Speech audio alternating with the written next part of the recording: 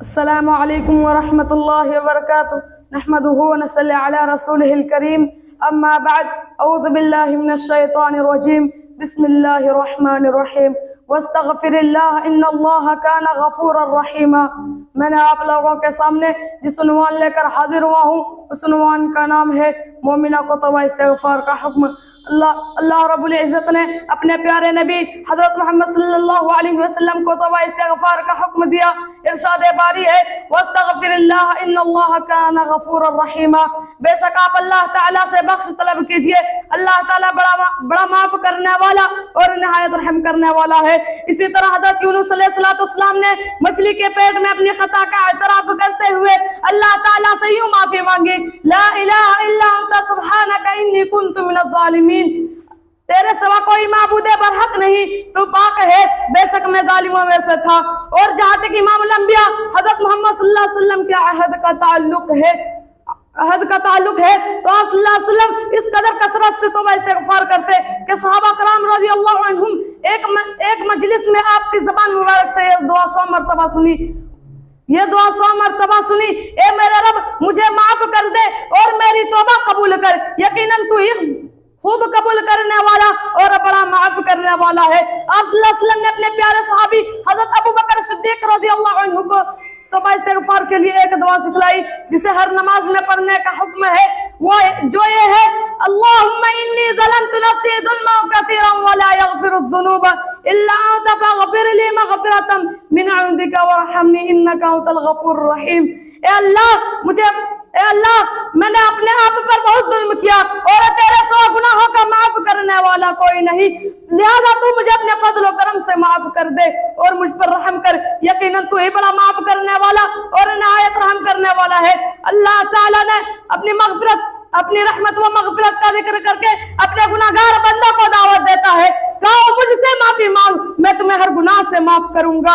اور ارشاد نبوی ہے ادھر ذات کی قسم جس کے ہاتھ میں میری جان ہے، اگر تم گناہ نہ کرتے اور اللہ تعالیٰ سے توبہ استغفار نہ کرتے تو تمہیں اللہ تعالیٰ ختم کر کے کسی دوسرے لوگوں کو لے آتا جو گناہ کرتے پھر توبہ کرتے اور انہیں معاف کر دیتا۔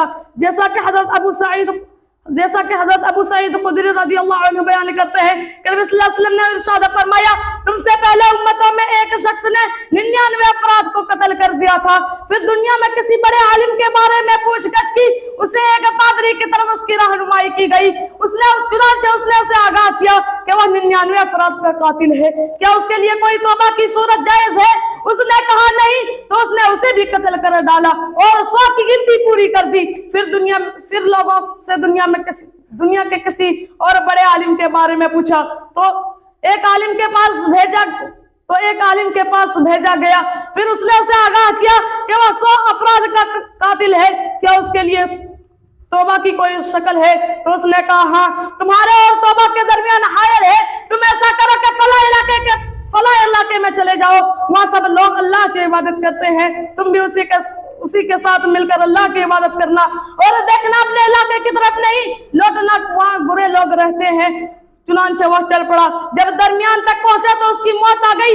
اب اس کے لیے رحمت کے فرشتوں اور عذاب کے فرشتوں کے درمیان جھگڑا ہوا۔ رحمت کے فرشتوں نے کہا یہ دلی طور پر توبہ کرنے کے لیے نکلا تھا، اللہ تعالیٰ کی طرف متوجہ تھا۔ عذاب کے فرشتوں نے کہا انہوں نے تو ایک خیر کا ایک عمل بھی نہ کیا تھا۔ دونوں فرشتے بحث و تکرار کر رہے تھے، اسی وقت ایک اور فرشتہ آدمی کی شکل میں آ پہنچا اور اسے فیصلہ تسلیم کرایا اور انہوں نے کہا تم دونوں مسافتوں کو ناپ لو جو اس نے طے کر لیا ہے اور جو طے کرنا باقی ہے، جس کے زیادہ قریب ہوگا اس کے مطابق یہ انجام کا فیصلہ کیا جائے گا۔ چنانچہ دونوں مسافتوں کو ناپا تو اس مسافت کے زیادہ قریب تھا جو اسے طے کرنا باقی تھا۔ صحیح مسلم کے ایک روایت میں ہے کہ اللہ تعالیٰ نے اس زمین کو حکم دیا جسے وہ طے کر لیا تھا کہ وہ بڑھ جائے، اور جسے وہ طے کرنا باقی تھا اسے حکم دیا کہ تم سمجھ جاؤ۔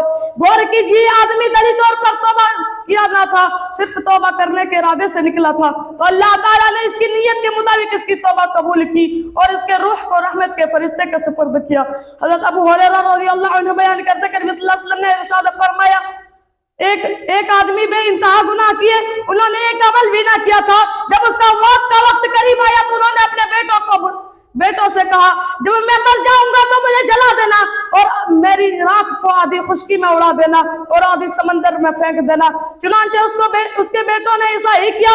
پھر اللہ تعالیٰ نے خشکی کے زمین کو حکم دیا کہ اس کی راکھ کو ایک جگہ جمع کرے، اسی طرح سمندر کو بھی حکم دیا۔ بعض ازاں اس نے اسے زندہ کیا اور پوچھا لما فعلت ھذا، تو نے ایسا کیوں کیا؟ اس نے کہا اے اللہ محض تیری ڈر سے، اور تو یہ بات کا بخوبی جانتا ہے۔ اب میں اپنی تقریر کو یہیں سے ختم کرنا چاہتا ہوں۔ بہرحال تمام مسلمانوں کو توبہ استغفار کرنے کا توفیق عطا فرمائے، آمین۔ وآخر دعوانا الحمدللہ رب العالمین۔ السلام علیکم۔